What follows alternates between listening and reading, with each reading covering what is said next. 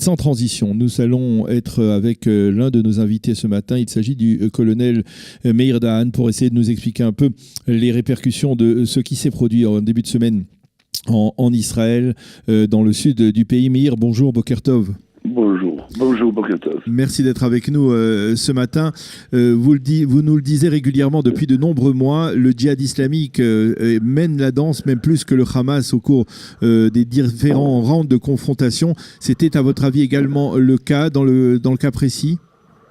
Bien sûr, je crois que là, il n'y a plus à l'expliquer. On voit qui c'est qui a mené la négociation, qui était en Égypte, qui a excité le terrain, et on voit Sinoir qui rejoint et qui essaie de garder face par rapport à son peuple. Mais sinon, le grand jeu, c'est lui. Mais alors, cela veut dire que c'est le djihad qui est capable de mener la danse. Est-ce que le Hamas, finalement, ne s'est pas lui aussi livré, en fait, à accepter d'aller dans la ligne du djihad islamique ? Il s'est aligné. C'est comme j'ai dit, Daniel, il s'est aligné pour joindre à impliquer sa notoriété dans le terrain.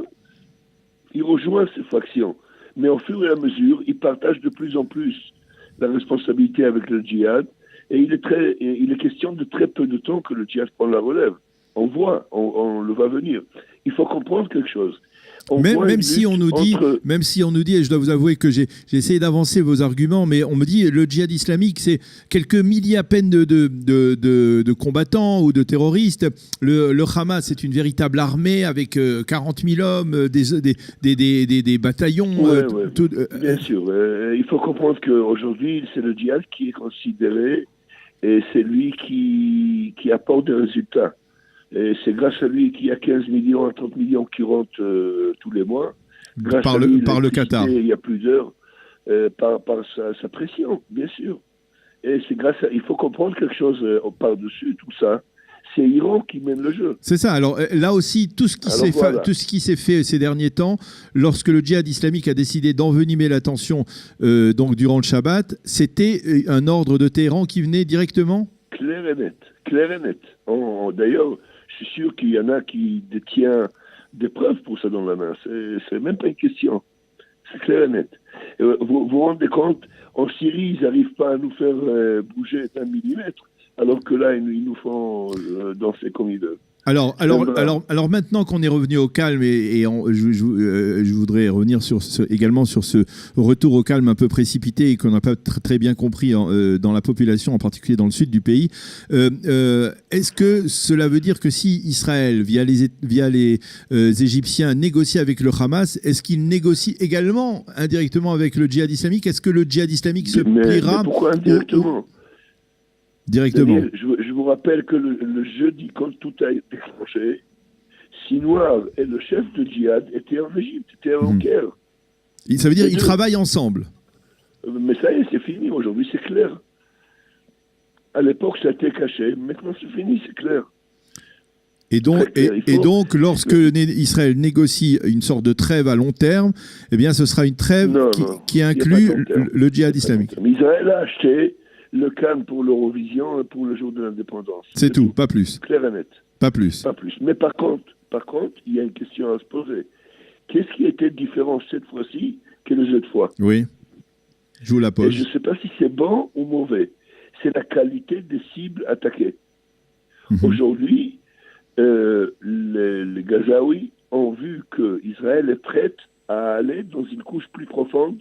Alors, vous parlez des cibles attaquées par les Israéliens, par l'armée, hein ? Oui, bien sûr. Il y en a beaucoup de cibles qui ont été attaquées que les citoyens ne sont pas au courant. Et Israël ne tient pas au courant et le djihad ne le dit pas non plus parce que c'est trop sensible pour lui. Mais là, ils ont vu qu'on ne joue pas. Ils ont vu chaque heure, il s'est passé quelque chose de dramatique pour eux.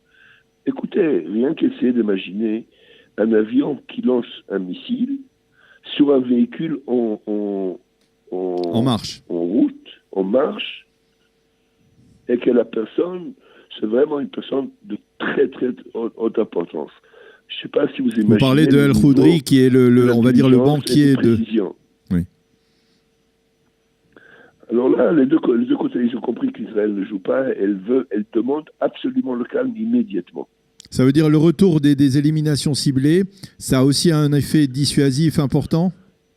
Je n'irai pas à le dire en pluriel, mais je dis que ce qui était en pluriel, c'est le nombre de sites sensibles qui ont été touchés, qui a prouvé aux deux organisations qu'on ne joue pas.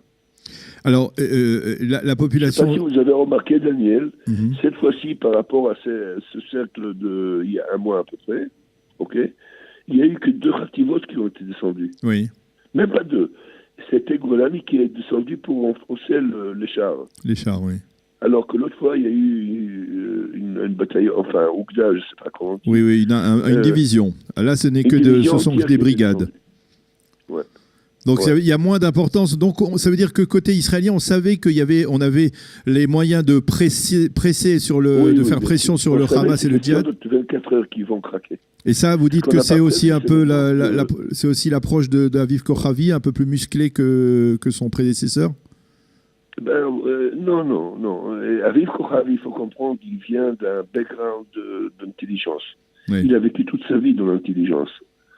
Et pour lui, marcher dans les couloirs de l'intelligence, c'est tout naturel. Il voit pas, il connaît pas autre chose.